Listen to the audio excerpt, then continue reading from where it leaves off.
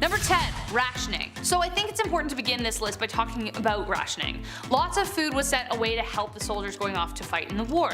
That means that each person only had a certain amount of coupons that they were allowed to use to buy things like eggs, sugar, flour, etc. There were less shipments coming from other companies due to the threat of U-boat attacks, so food became really expensive and people panicked, rushing to stores to stock up. In 1918, the government decided to introduce rationing so as to develop a way to share food fairly. That way grocery stores didn't face a ridiculous shortage of toilet paper. Even the King and Queen of England had ration cards, and the cards could only be used at certain shops. If you were caught stealing or cheating, then you could be fined or even thrown into prison. Fortunately, nobody starved, but people were often left hungrier than usual. To aid with that missing spot in their tummy, people began cultivating their own gardens, and preserved jams, pickles, and chutneys became really popular. Number 9. Vegetarian chopped liver. So with rations and war being introduced, people had to get used to a whole different way of life. If they were craving one of their favorites for dinner, they had to get inventive. Hence, vegetarian chopped liver. It won't surprise you to learn that during World War II, a lot of Jewish families in occupied territories were advised to stretch their food rations very thin, which often meant filling in a recipe with something a lot cheaper. Chopped liver was a staple dish, so to find a way to fill the gap, they created a vegetarian version. They found a way to make it, kind of, using fresh fruits, vegetables, meat was swapped out for green beans, peas, onions, hard-boiled eggs, if possible, and crackers. Number 8. Mock goose. So the war is on, rations are in play, but Christmas is still coming, and hey guys, it's Thanksgiving this weekend too. Happy Thanksgiving, Americans. What on earth was going to take the place of a delicious roast Christmas goose? Well, I introduced to you mock goose. I'm just realizing that World War eras were actually pretty vegetarian friendly, because no one could really afford meat. Mock goose was a combination of sliced potatoes, apples, cheese, sage, vegetable stock, and a teaspoon of flour. They would place a layer of sliced potatoes, then apples, sage, seasoning, cheese, and then repeat. Basically a potato, apple, and cheese lasagna. I'm glad they didn't try to make it look like a goose, because it's almost worse eating something that doesn't taste what it looks like, you know? Number 7. War cake. Though the recipe was printed in the Second World War, it also made the rounds in World War I. People weren't going to stop craving delicious tea cakes and sweets just because of the war. If anything, it made them crave it more. But they had to make do with what they had. Recipes like this one often appeared in women's magazines, as food conservation was seen as a way women contributed to the war effort.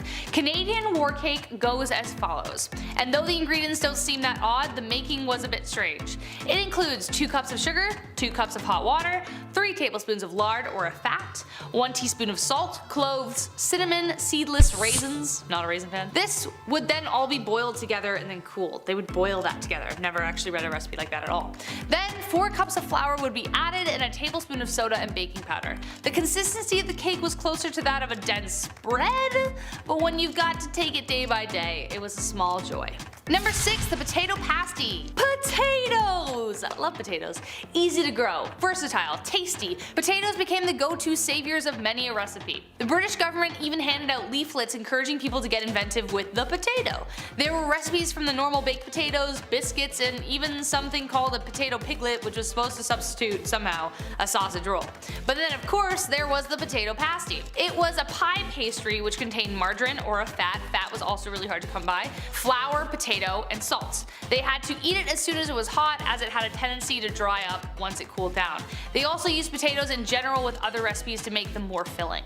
Number 5. National flour. While flour was sometimes permitted, flour wasn't encouraged and was one time banned for household use. It was still being allowed commercially for like other cakes and biscuits and stuff. But they had to supply a replacement, so wartime specific products were launched. One was called the National Flour, wheat meal essentially.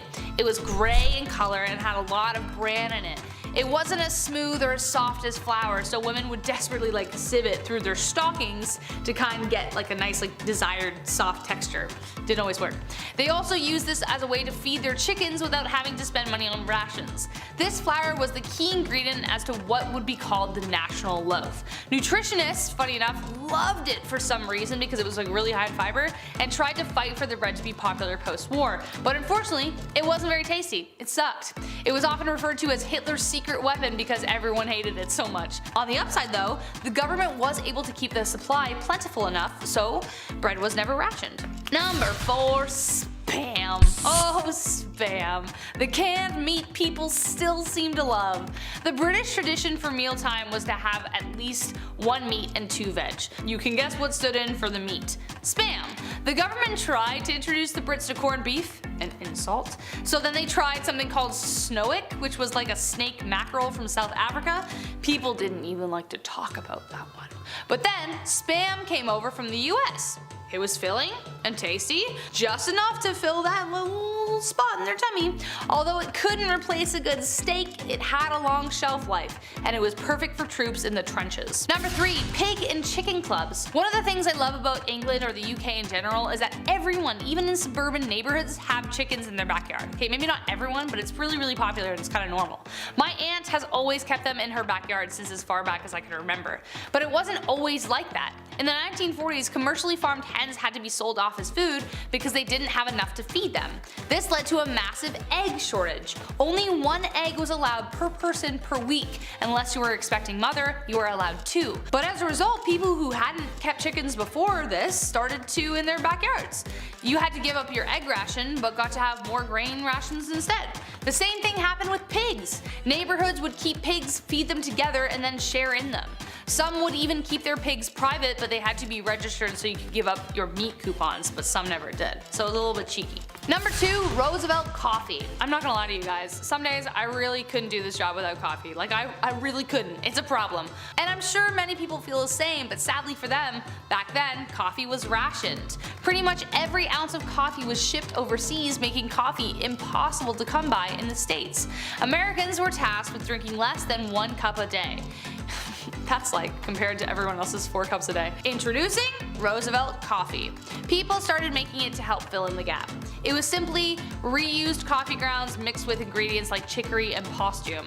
It made a kind of watery version of a cup of joe. The chicory added a little spice to it, while postum, a molasses-like substance, added color and flavor, I guess? It wasn't a good time. But last but not least, Hershey's chocolate.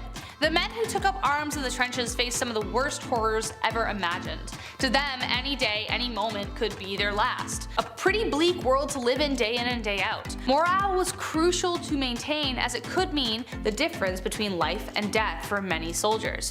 One way to help support them was food.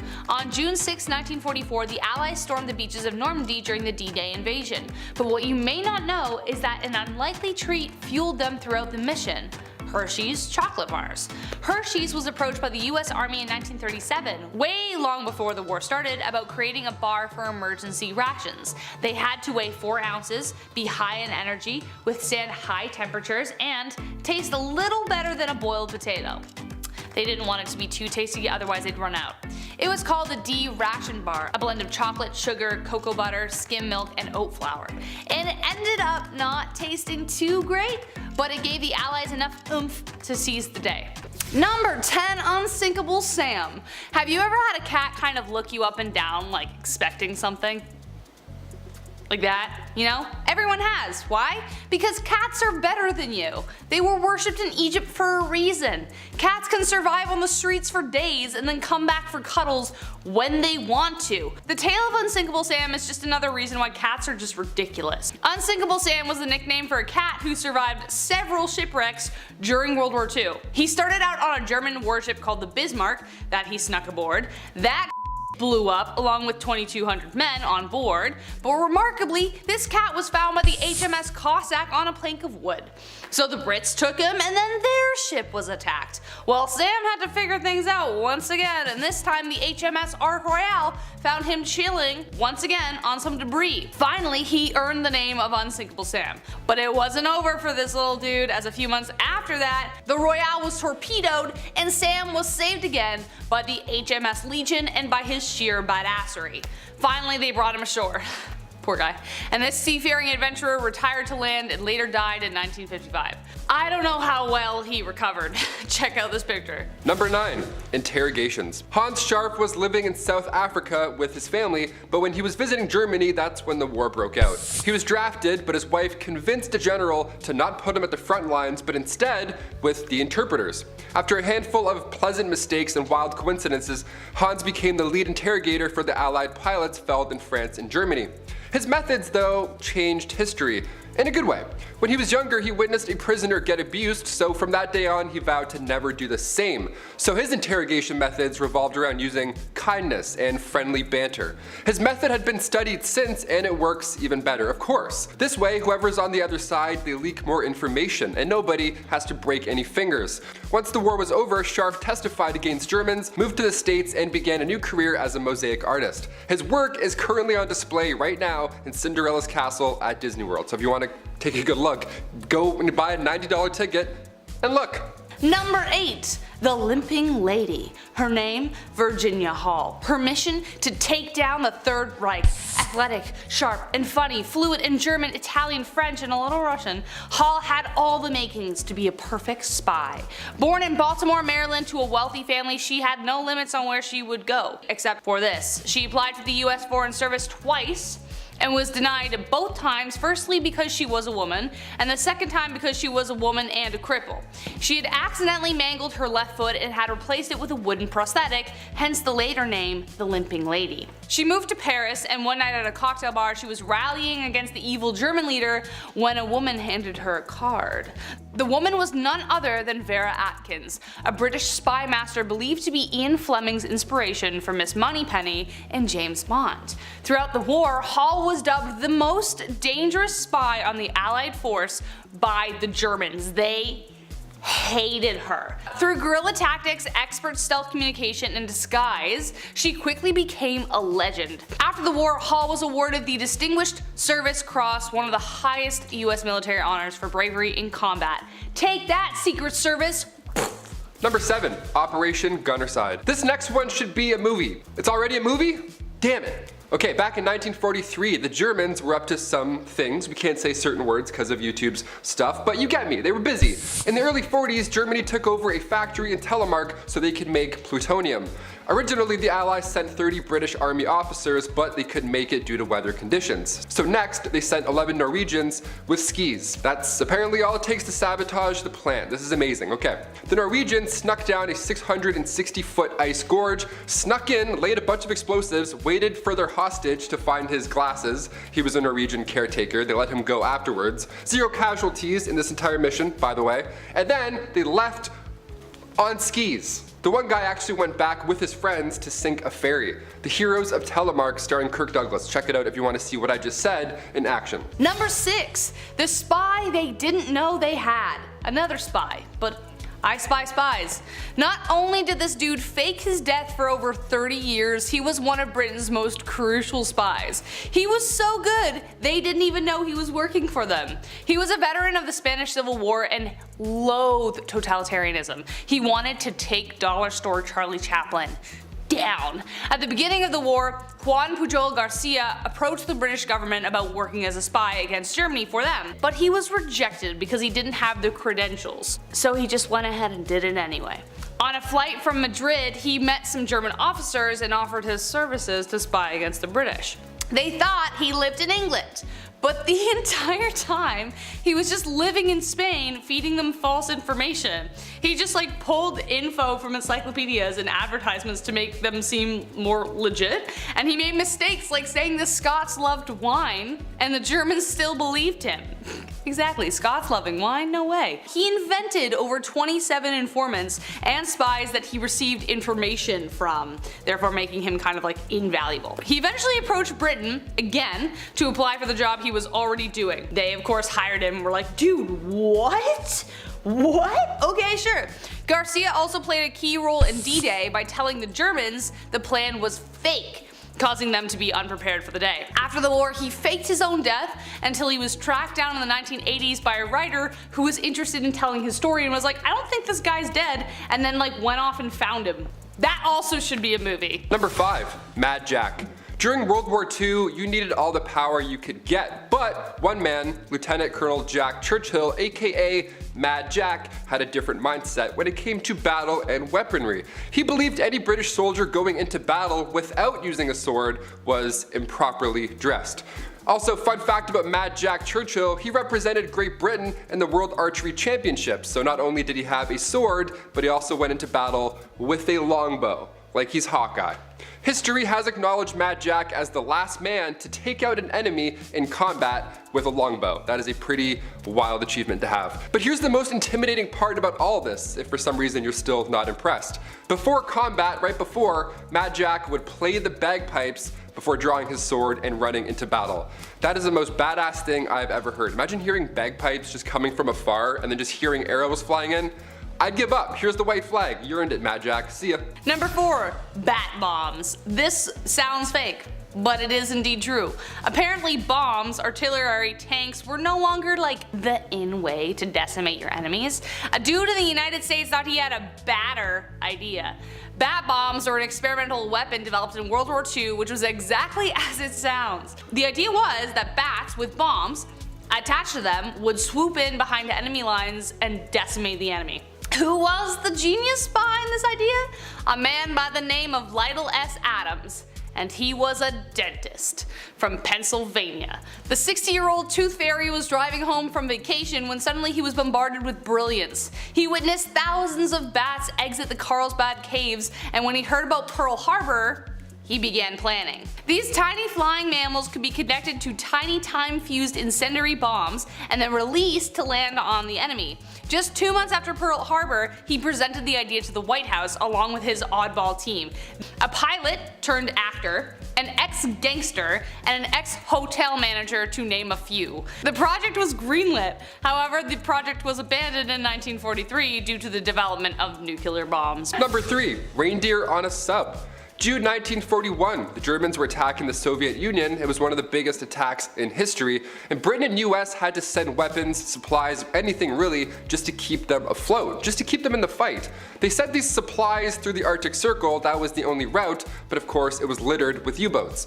Thankfully, the British HMS Trident was there to watch the waters, and in turn the Soviets were able to fight on. So as a gift, as a thank you, the Soviets sent the captain of the Trident, the World War II submarine, a gift. They sent him a live reindeer, 6-foot real-life reindeer. And the British had to accept because it was ill-mannered if they didn't. So they had to keep a 6-foot-tall real reindeer on a submarine, a World War II submarine, not even like a bigger, nicer one, just a little underwater.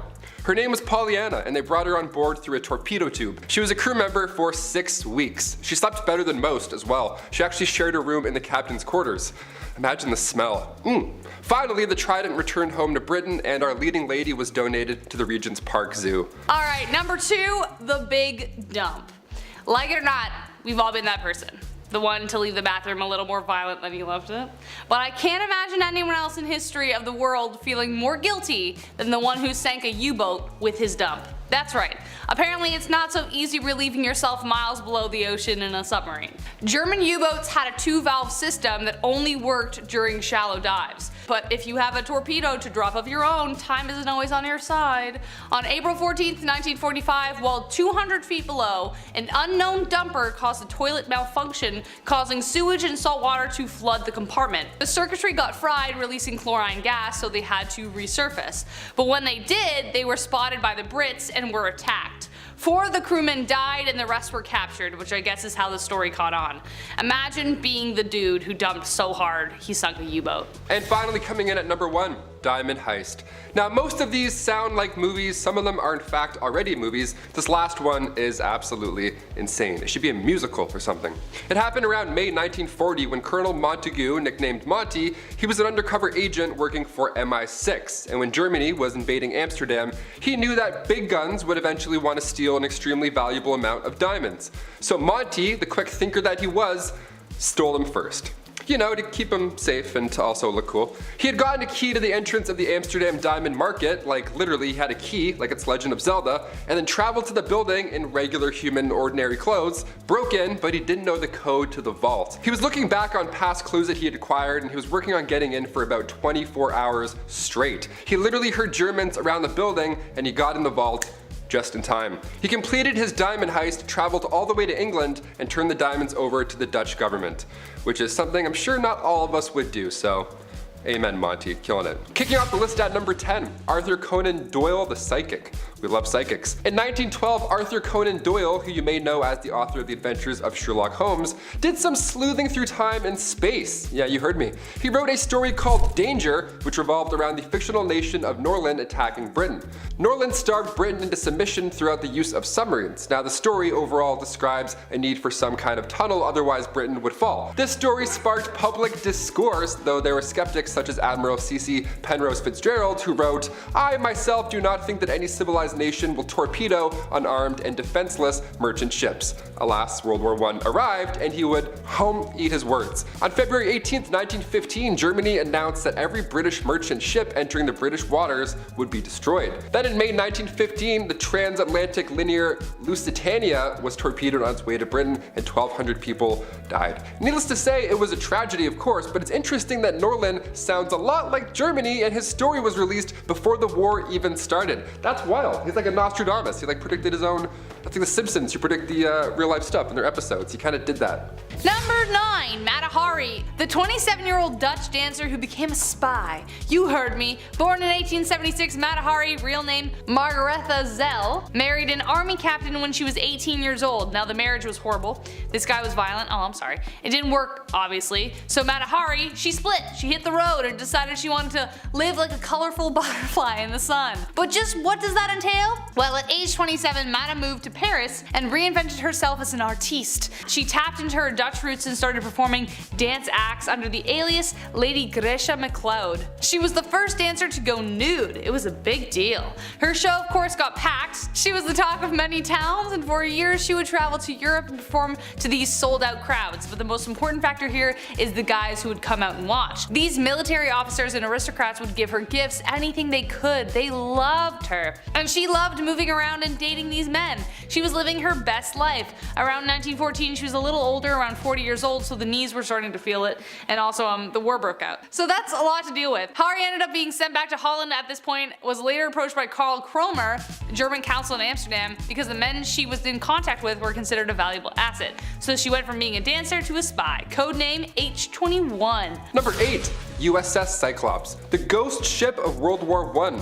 I'm in. The mystery of the USS Cyclops is one that continues to boggle minds all over the world. The USS Cyclops was the first of 4 class ships built for the United States Navy preceding World War I, but either on or shortly after March 4th, 1918, the ship entirely disappeared along with a crew of 306 people. Poof, gone. Now when I say what it was near, you'll probably throw your head back and be like, I get it, gotcha now. Now it makes sense. They disappeared in the area known as the Bermuda Triangle. Yeah. But still, a ship of that size disappearing without a single trace? The Bermuda Triangle had its work cut out for her. She knew what she was doing from the get-go. To this day, it remains one of the single largest loss of life in the US naval history, not involving combat, of course. She was also carrying 10,800 tons of manganese ore used for munitions, so it was theorized that she was sunk by a German U-boat. But to this day, the fate of the ship remains unknown. Bermuda Triangle, phone home, let's go, let's talk, we got some questions. Number 7, Adrian Cotton DeWatt. I love this guy. I actually do know this one, sorry. Over the course of 6 decades and 4 wars, Lieutenant General Adrian Cotton DeWatt, I have to say it like that, sorry, survived the impossible multiple times. He considered one of the most dedicated soldiers of all time because, for starters, after he lost his left hand and his left eye, Adrian did not retire. In fact, the British Army officer went on to experience 10 more horrible injuries. As World War I broke out in November 1914, Cotton was serving. He was opposing the forces of the Dervish state. In doing so, he was shot in the arm and face, and that's how he lost his left eye. But a grim detail shared by Lord Ismay, who served alongside the soldier, said in 1964 that the doctor at the time couldn't do anything about his eye, so he must have been in pure agony. I didn't know that. Poor guy. But also, he's such a badass. Lord Ismay continues to believe that losing his eye was a blessing in disguise, because the incident allowed for Adrian to relocate to Europe, where even more action was waiting for him. Once stationed in Europe, Adrian received more gunshot wounds in the head, hand, stomach, groin, leg, and ankle, all hit by bullets. And if that's not inspiring enough, he survived numerous plane crashes and a broken back? I didn't know that!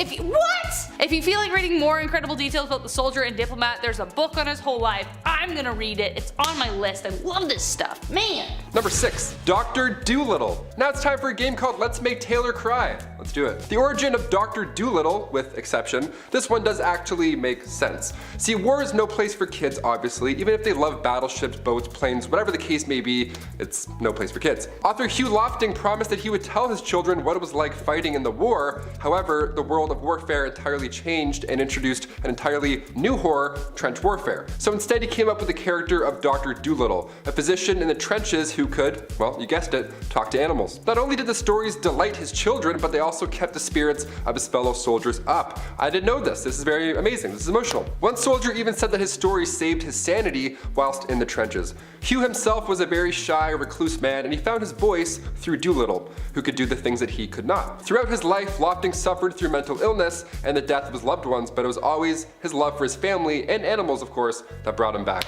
Number 5. The frontline Flora Sands. We have to include this hero on our list. Flora Sands was the only British woman to fight on the front line during World War I. She was the youngest daughter of a country rector, born in North Yorkshire in 1876, raised in Suffolk. She was known for being an adrenaline junkie growing up. She rode, she shot, and most of all, she was eager to leave her hometown. I get you, it's hard. She left the countryside for London and ended up working in Cairo for a little bit. When she returned home to England, she learned how to drive, got herself a badass race car, and joined a shooting club. On her time off, she would train as a nurse too, just in case you weren't already impressed. Now, when 1914 rolled around, Flora was 38, and she immediately signed up as a volunteer to the St. John Ambulance Service and traveled to Serbia. Cut to a year later, Flora was now practically fluent in Serbian, so she transferred to the Serbian Red Cross, where she served on the front line, because yeah. Eventually she was pushed to fight on the field, and at this time, the Serbian army was one of the only ones that allowed women to fight. Serbia? Yeah, okay. If you can do the job, do the job. And Flora fought. She rose to sergeant major, spread the word of the Serbian army, and all that she's been able to do to help, became a celebrity basically. But during a fight in Macedonia, Flora was injured by a grenade. But did she live? She died later, but she's 80. She was like older. Oh, she was old. Okay, cool. You go, Flora. Number 4. A fake France. How in the heck do you keep a city that has over 2,000 years of history safe from one of the worst wars the world has ever seen? Well, simple. You build a fake one. Yeah, that's right, of course. A fake Paris. How easy. The Paris down the street, sans mustard. Basically a real life version of a souvenir snow globe. Now, a few months towards the end of World War I, Paris basically had a twin. The two cities of love. Military strategists were tired of seeing their beautiful city get destroyed, so they created a decoy. They built a life-size mock-up a few miles west of the actual city in order to protect it. They settled on an area just outside of the Masons Lafitte, which was nestled in the bend of the Seine, just like Paris, which is pretty neat. Today you can visit Masons Lafitte as an upmarket retreat because even though it's a fake Paris, it can still be just as expensive. That's how they do it. They built literal carbon copies of factories, iconic pieces like the Champs, entirely empty just for show. They even set up trick lights to make it look like trains were moving at night. The French put on a full-scale version of what Kevin did in his house in Home Alone. Kevin would be pretty proud. Number 3, No Man's Land. We mentioned trench life earlier in this list, so naturally I have to expand on the patch in between trenches. No Man's Land. The Smithsonian says there were tales circulating around these trenches over time. Apparently, deserters lived in No Man's Land. What?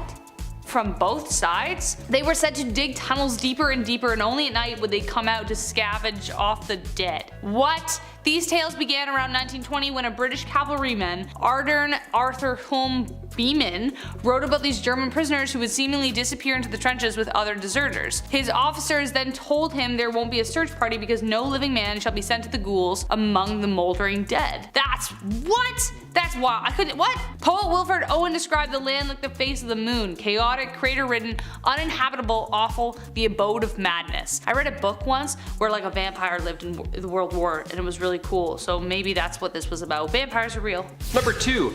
Sergeant Stubby. Okay, another round of let's see if Taylor cries tears of goodness this time. Because we're talking about one amazing doggo. Sergeant Stubby was a real dog with real ambition. Oh, my heart. Airbud played basketball. Stubby saved lives, so getting dunked on, kid. He was a member of the 102 Infantry of the 26th Yankee Division. Private Robert Conroy found this little brindle puppy that he decided to call Stubby because of his short tail. Animals weren't allowed on the base, but this doggo stole everyone's hearts, and he also took names. Yeah, he trained with them. He trekked through the barbed wire, even learned a little doggy salute. Hit that like button. Conroy smuggled him into the front lines, and even after he was discovered, nobody had the heart to let him go. Of course, they brought him to the front lines, and Stubby saved life after life. Real life. Okay, he was injured twice, the first time by a gas attack. After he recovered, he had a heightened sensibility towards gas, which resulted in saving dozens of fellow troops from an attack that he sensed. He rescued fallen soldiers on the battlefield following the sound of English calls, even capturing an enemy spy. After this incident, he was promoted to Sergeant Stubby. My man. ST Stubby served and survived 17 battles, staying with Conroy even after the war. He finally passed away in 1926. The service was complete. Honestly, I knew he was gonna pass away, but it still hurt. Number 1, spy fever. I just watched James Bond the other night, it's true I did, and now I'm in spy mode. Are they out there? Is Taylor a spy? Probably, we'll never know. Probably he is. Dead letter drops were used so spies could pass on documents or money, and what would happen is, you would find a hollowed out brick somewhere. It had to be public too to make it seem less spy kitty. So these spies would remove a brick from a wall, leave a note in it, put it back, and just continue throughout the day. Dead letter drops weren't only bricks either. If it was indoors, instead of a brick in the wall, it would be a hollowed out book, or the back plate of a mirror. This was so common that around 1914 the civilians developed something called spy fever, where you were paranoid that there was a spy in your nation. Especially the early days of World War I, people thought spies were everywhere. Make sure you check out those old thick books tonight. Could have a tape recorder in there, listening to you while you read 50 Shades of Grey. Ooh, you spicy girl. Number 10. Yikes at Yeeps. Canadians, maple syrup, Tim Hortons, and for some reason a lot of famous comedians. I don't know why we have a lot of comedians, but we do. That's right, you know them, you love them. What you may not know is that we, for some reason, possess the ability to be the most effective forces in combat. Who would know? You wouldn't think that for a bunch of nice plaid wearing, hockey watching beer enthusiasts. Our metal was tested in the First World War, which really showed the world that Canada was here to stay. However, this came at the cost of many young men's lives. The Second Battle of Ypres comes to mind, where the Germans first used chlorine gas as a chemical weapon, which in case you were wondering was a huge no-no. I can only imagine the confusion and horror as yellow-green smoke crept its way across the field, then to cause such horrible effects on the soldiers, who were reduced to urinating in handkerchiefs just to breathe. I talked to the chief last night. He just came in from Moose Jaw, bud. Said that's not it. Number 9. Anglo-Franco blood. The Battle of the Somme was supposed to be a quick battle that would see a joint force of French and English soldiers pushing through the Somme River to break the German line of defense. There's really no such thing as a quick battle though, is there? A lot of the men were fresh and new and were eager to jump in only if they knew what awaited them. This list is going to be full of not so fun battles. The Somme was just that. The British suffered 58,000 casualties, with over a third being deaths. You can imagine how the excitement and eagerness to be in a war quickly left the young men's hearts and began to fill with dread. Trench warfare was not a joke. Mix in the new and deadly weapons that made up the First World War with the old world strategies and tactics, and you've got a recipe for annihilation. No thank you, I will pass. Number 8. Poor Germany. The number 2 bad guy in movies besides spooky scary Russians is Germans, and let's be honest, we had to fight them off twice. It left a bad taste in the international community's mouth. When we talk about World War II, we can say that Germans were 100% the villains of that story. That's just how it goes, along with its imperial and fascist sidekicks, Italy and Japan. However, for the First World War, it's not so simple. While Germany was one of the main contributors of the destruction in the war, I don't think it's fair to completely blame them for the war. However, history is written by the victors, and Germany didn't win that one. And that's what's kind of messed up, is the Treaty of Versailles, which made Germany pay back an absurd amount of money in reparations, almost an imaginary number, especially right after a war. It also saw them demilitarize the Rhineland and give some crucial land and strategic resources like the industrial goods and power of the Ruhr Valley. Germany got wrecked in a nutshell. This made Germany go through hard times, harder than most other countries at the time, and was a main contributor in the rise of fascism and history's favorite mustache man. Number 7. Tomb of the Unknown Soldier. You probably know about this one, but man, it's kinda messed up. World War I was messy. It was costly, and it was paid in full by the men and women who lost their lives. America, while getting a very hard rap from the international community for joining the war very late, still put in a large effort into the First World War, and for that, lost many men to the cause. Like in all wars, after years of brutal fighting, the logistics can get a little muddy. Some soldiers' remains were simply just never found or identified. You can find these tombs all over the world, but perhaps it was the First World War that made it well known. And also perhaps the war to have the most unknown soldiers. Wherever you guys are, thank you for your service. Number 6, failed art student. Speaking of a super evil dictator mustache man, he was a soldier in World War I. After spending his years as a mediocre artist at best, painting paintings and postcards for whatever little money he could. People say his artwork is good, but I think it sucks and his proportions are off. Nerd. Anyway, when the Great War broke out, he and many other young men felt inspired. The patriotism was alive and well. He regarded this time in his life in the trenches with his comrades to be some of the best. However, there was an incident where Mustache Man was in the sights of a British soldier, who with a swift pull of a trigger could have put Mustache Man down for good. However, he showed mercy and let him live, which later was probably a really awkward moment considering the events of World War II. This event is somewhat debated, and honestly, regardless of if he made it out to World War II or not, it was probably still going to happen. So, kind of a missed chance, I guess. Number 5. Oh, Canada. The most defining moment for Canadians of the war was Vimy Ridge, a very costly battle that not only cost many Canadians their lives, but also many other armies trying to take it. Some people like to point out that America became a country during its war for independence. Well, Canada found its national identity in the battlefields of France. All Canadian regiments were put together for the assault, men from all across the country together in a moment of glorious pride. One general is quoted as saying, "In those few moments I saw the birth of a nation."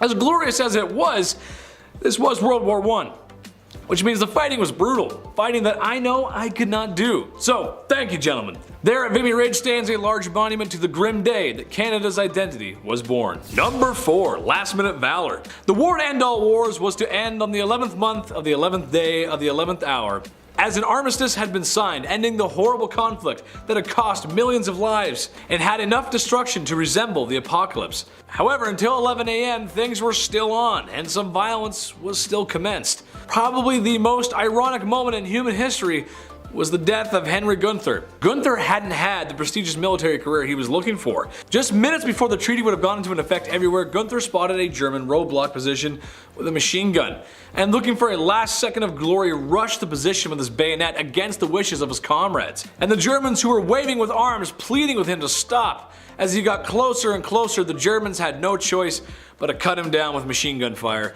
The time was 10:59, 1 minute 60 seconds before it was all over, and he lost it all just for an ounce of glory. War is hell, man. Number 3. The Ottoman War. Not something that's often talked about is the other fronts of the war. Yes, it would be impossible to talk about World War I without talking about the trenches in Europe, but this was a world war and spanned many different countries and biomes. Something that I think gets looked over a lot is the British involvement with the Ottomans in the deserts of the Middle East. Also the Anzac forces at Gallipoli. Shout out to my friends down under, how are yous? But this is just a theater of war that doesn't get a lot of attention, even though it should be considering the Ottomans lost their empire after the war was over. The war changed lines on maps everywhere, all over the globe, and set the stage for not only World War II, but politics for the rest of the 20th century. Number 2, mistakes were made. Okay, this wasn't exactly something that happened on the battlefields of the First World War, but it happened in 1917, and it was directly related to the war, the Halifax explosion. If you know, you know. When the French cargo ship, the SS Mont Blanc, collided with another ship in the Halifax harbor, a fire had started. The ship's cargo, unfortunately, was high explosives. A lot of them. The fire eventually detonated the explosives, and the chaos that followed was astronomical. It destroyed that district of the city, with almost 2,000 civilians perishing in the explosion.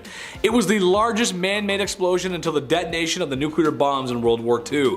This is why there's 1,000 rules for carrying dangerous or harmful materials. Mind you, I don't think you guys are delivering those kind of contents these days, but if you are, that's kind of cool. Number 1, the League of Losers.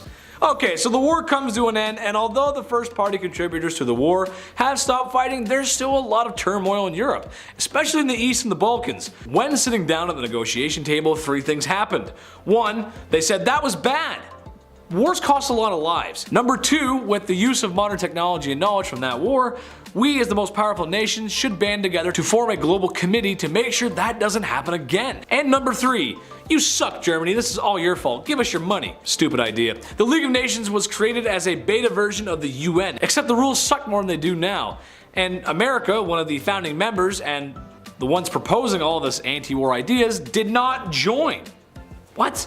Which sure, they were basically forced into the war in the first place, but come on, it soon fell apart And you know what came next. World War II came next. It was pretty bad. It was a bad sequel. The top 10 messed up things that happened during the Cold War.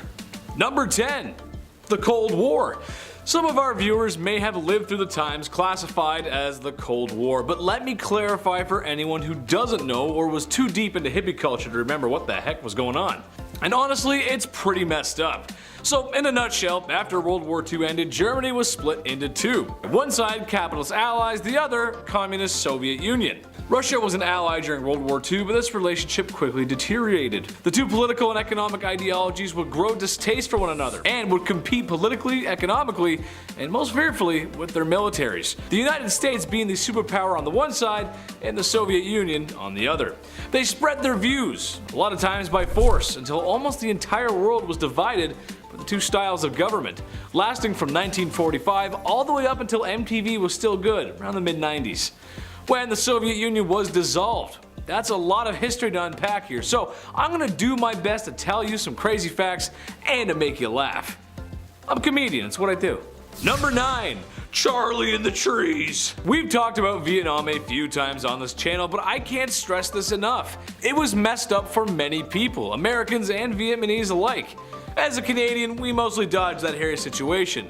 While the Vietnam War was America's worst war since World War II, and the most costly in terms of lives and budget, it was not the only conflict. Vietnam was probably the hottest war of the Cold War, but there's many other little things that make this such an interesting time.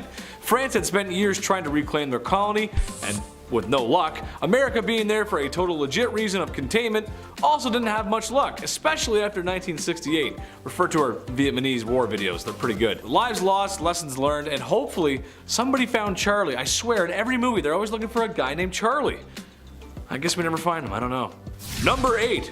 The name's Bond. James Bond. It would be difficult to talk about the Cold War without talking about espionage and spies. While not to the exaggerated level the 007 series likes to take things with its, well, little people and lethal hat throwing, there was still, however, a ton of black ops going on behind the scenes. You only have to look at the superpower spy agencies, the CIA and the KGB. Both agencies went on globe-trotting clandestine operations to gather information, sabotage, and just about anything else James Bond would do. Stealth, spy gadgets, and missions to save the world. All martini shaken, of course, not stirred. Just like Bond, except the whole womanizing thing. Or maybe there was, as the Soviets would often use women's alluring good looks to produce results they so wished for. Ah yes, thanks to beautiful female agents sleeping a lot, thank you, we now know we are one step closer to discovering the Colonel's secret herbs and spices. Our chicken shall have flavor soon. Number 7, Fallout. Probably the heaviest underlying theme of the Cold War was the constant and looming threat of nuclear annihilation. The US got smart in the end of 1945 and developed and used the world's first atomic bombs. This was great for America, not so great for Japan. America was feeling mighty high. That was until the Soviet Union developed their own shortly after. Now it wasn't so cool anymore.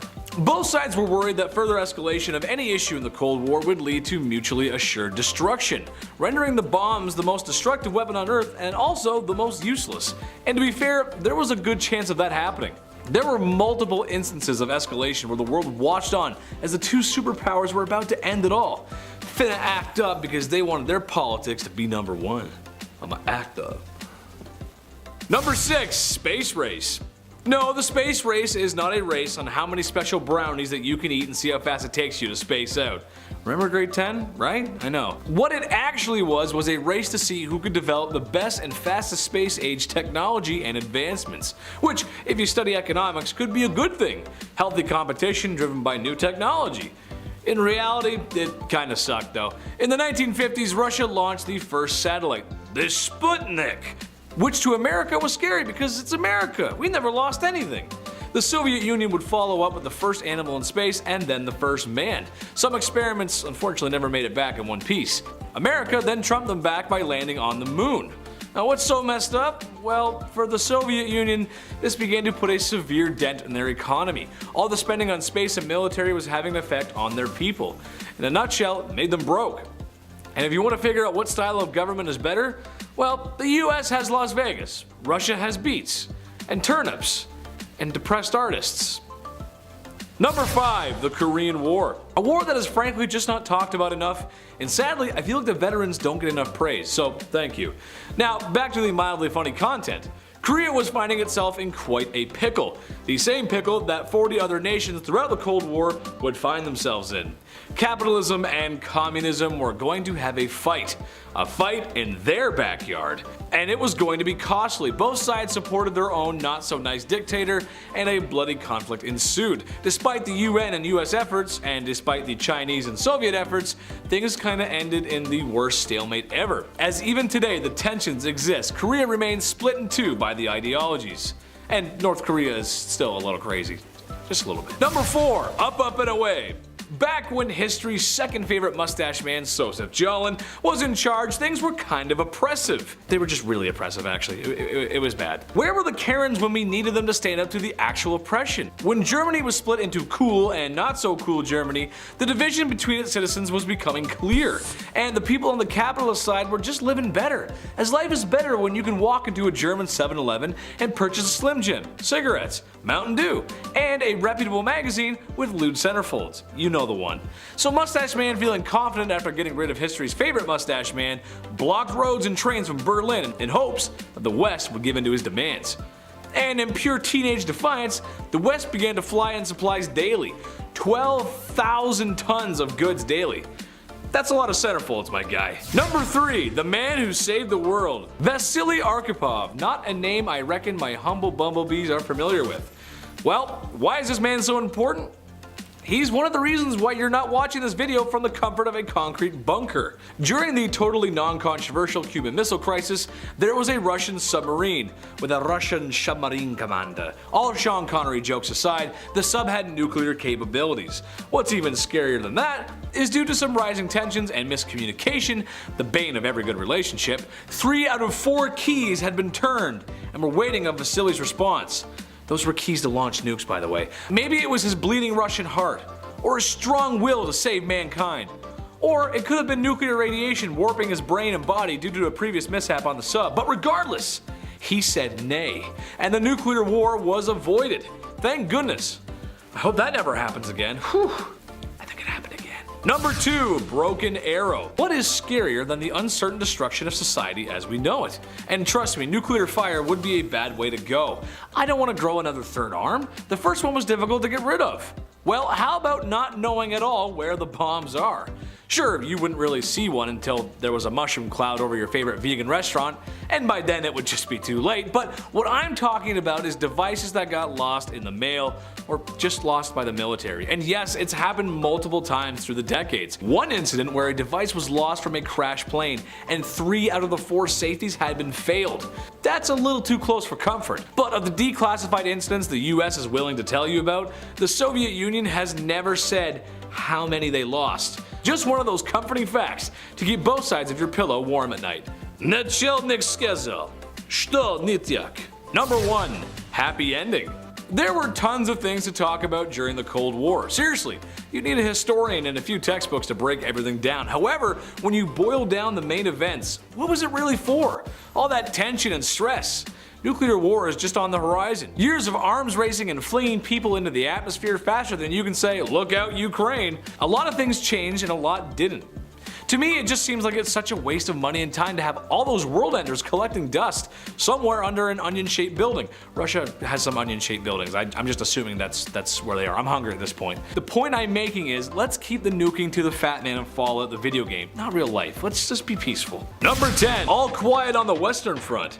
This is kind of obvious, but people die in war. In World War I, a lot of people died.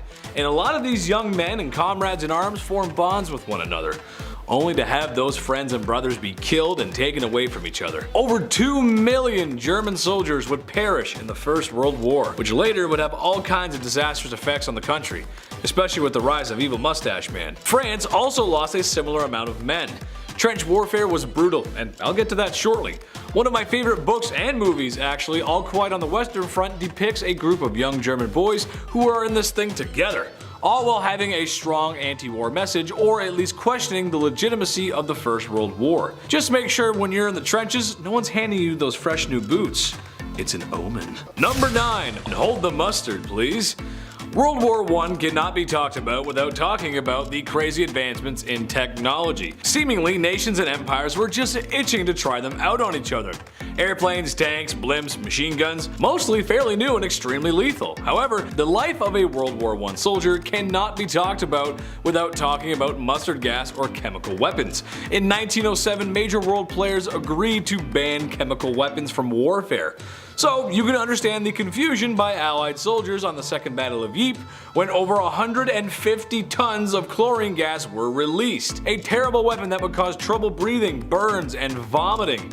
It was so effective that the Allies immediately began working on their own chemical weapons and gas masks to prevent the effects of this supervillain level weapon. I think this quote by World War II General MacArthur sums it up. Whoever said the pen is mightier than the sword obviously never encountered automatic weapons. He's not wrong. He's not wrong. Number 8. 1-star review. It may come as a surprise to some of you, but living in the trenches on the Western Front wasn't a super fun time. We don't recommend it here at Bumblebee. If you're like me, then you love a good hearty meal. Like my mom always said, I'm a meat and potato kind of guy. That's just how it goes. A nice grilled rare steak, roasted garlic potatoes, and a freshly tossed crisp lettuce Caesar salad. Ooh, that sounds amazing. I'm kind of hungry now. And maybe a beer or two to wash it down. Just a classic meal for a classic guy that I really enjoy. Sadly for the boys in the trenches, this could not have been further from reality. Anyone in the military today with our modern technology will tell you how delicious MRE rations are. But for soldiers of the First World War, rations were limited. And as time went on, especially on the German side, where in 1918 rations were whittled down to turnip soup and turnip bread. Ugh. There were still beer rations. However, and if I'm going to be shot at, I still want a little ale to cure what ails me. You know what I'm saying? Go a long way. Number 7. Trench living. I know after a long day of work, most folks like to kick back and relax. A nice warm house, a cold beer, maybe the game's on. You come home to a family that loves you. The life of a soldier in World War I was more of the horrific variety. Basically, you live in a deep hole that stretches for miles and interconnects with tunnels and other trenches. It's freezing cold in the winter, blistering hot in the summer. Rain's right on top of you, and the mud. Oh, the mud is an issue. Bogged down in a muddy hole, wet freezing with other miserable men who are also wet and freezing. Just not a fun time for anyone involved.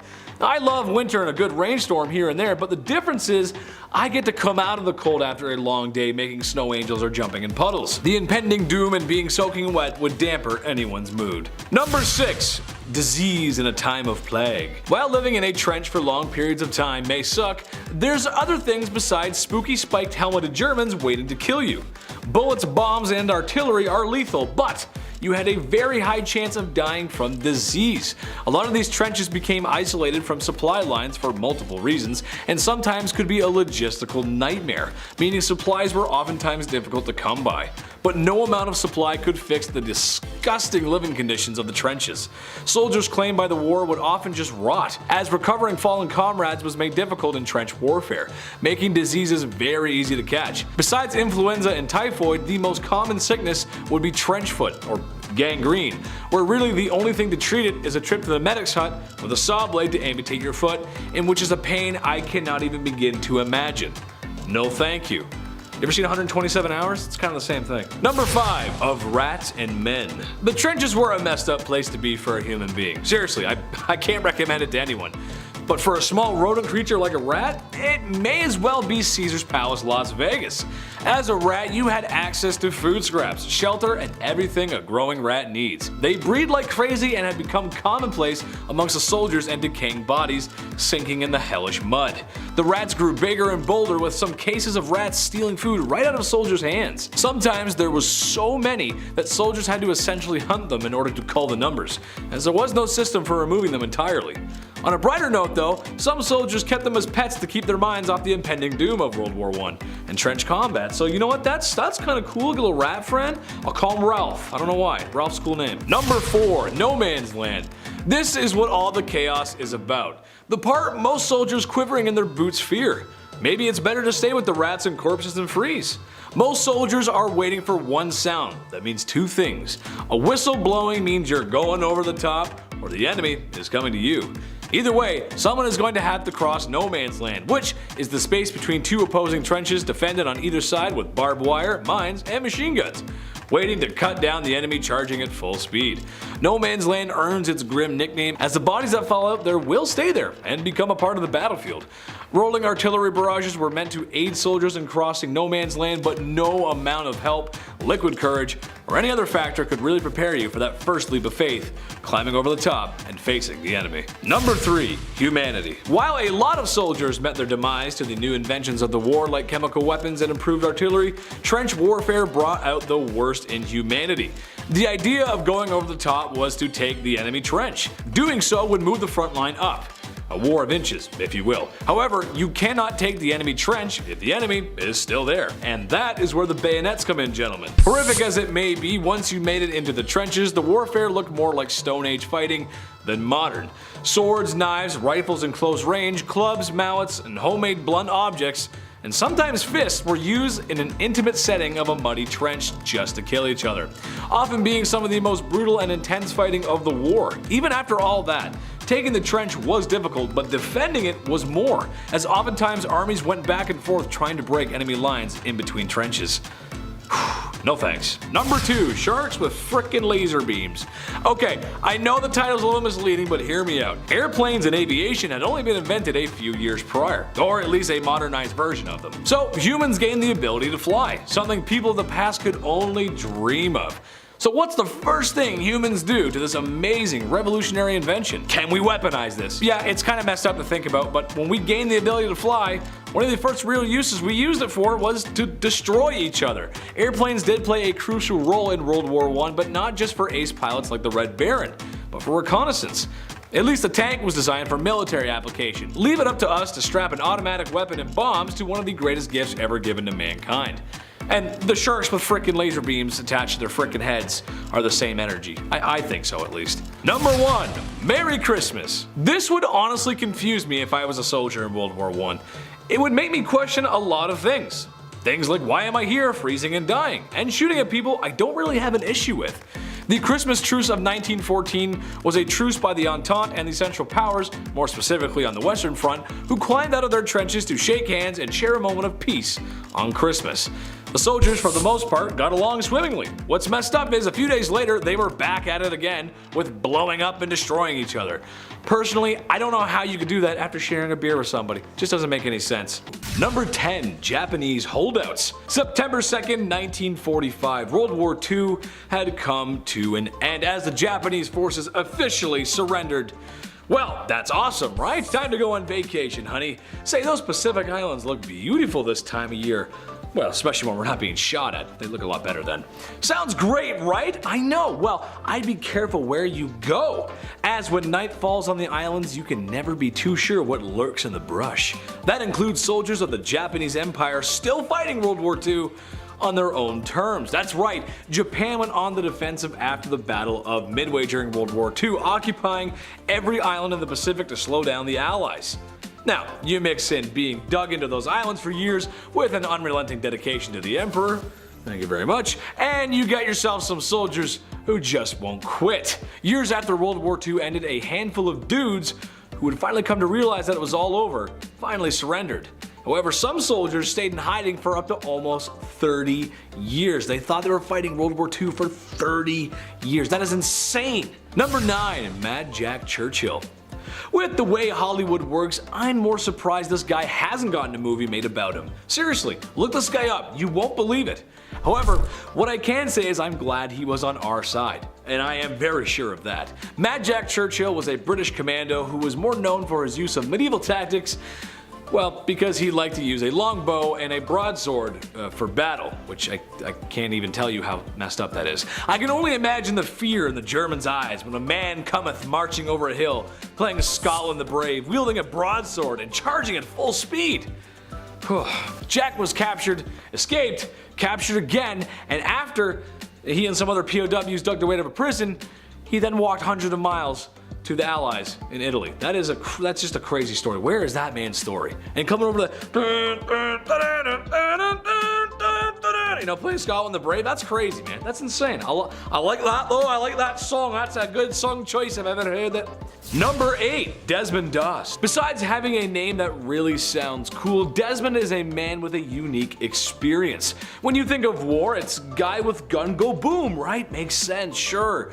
Well, not according to Desmond. He walked into battle as a combat medic without a firearm. Yes, nothing to defend himself with. I know, he's crazy, right? I know.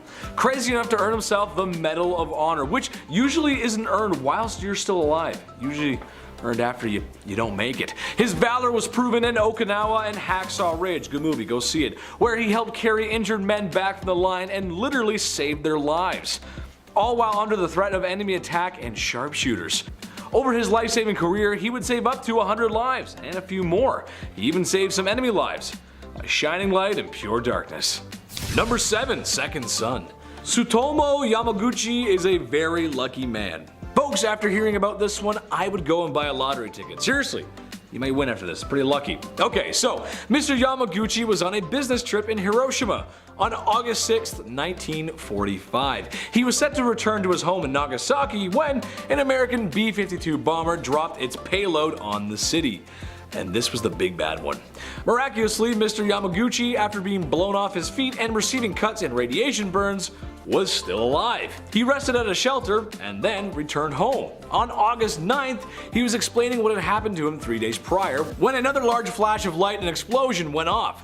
This was the other big one. It left him deaf in one ear, but he was further away from ground zero the second time. But yes, this is a man who survived both atomic devices. He lived all the way up until his 90s. Very impressive. Number 6, escaping to South America. This is one of the reasons I have an issue with the Disney Star Wars movies. Hang in there, trust me. After Darth Vader destroys the Sith with the love of his son and the Emperor takes a dive into the exploding Death Star 2 reactor, oh no, not another dive in the reactor, most people think it's all over. But what about the countless other Imperials, thousands of stormtroopers and Star Destroyers? For the Disney movie, they pretty much just updated the look and said, yeah, they're back. They're back now. But I need more details, baby. Speaking of details, how did high-ranking Germans escape to South America after World War II ended? Yes, thought-provoking, isn't it? Well, that's right, they did. The answer, though, is a network of rat lines. Germany 1945 had an issue. If you look to your left, there was a coalition force of armies coming their way, singing Yankee Doodle Dandy all the way to Berlin. On their right was an army bent on revenge, singing a much more heinous version of Yankee Doodle Dandy all the way to Berlin. So the Germans grabbed their schnitzel and sauerkraut to go and de-assed the area. Trouble is, the guys who were escaping were the worst of the worst. We weren't talking about any grandpas or opas here. These guys are pretty bad. One's responsible for very horrible things. Some were caught, but sadly, others were not. Josef Mengele comes to mind. Google him. Not nice. Number 5, the Bataan March. The Bataan March is very similar to the beep test. Or imagine track and field in school, except instead of teachers forcing you to compete in events not designed around your body type, thanks, you're a soldier and the Imperial Japanese Army is making you march miles in the brutal sun. And some people with no shoes on, who often get berated and tormented. Okay, I guess the two aren't very similar at all, but you get the point. All you need to know is that some POWs took a very long walk, and a lot of these POWs, for sure, were not supposed to be treated that way. It was really bad, actually. Did not make it to the destination at all. MacArthur said he was coming back after this, and boy did he. Ooh, he came back with a vengeance. Number 4, veterans. This one is a broad stroke, but I think it fits the bill here.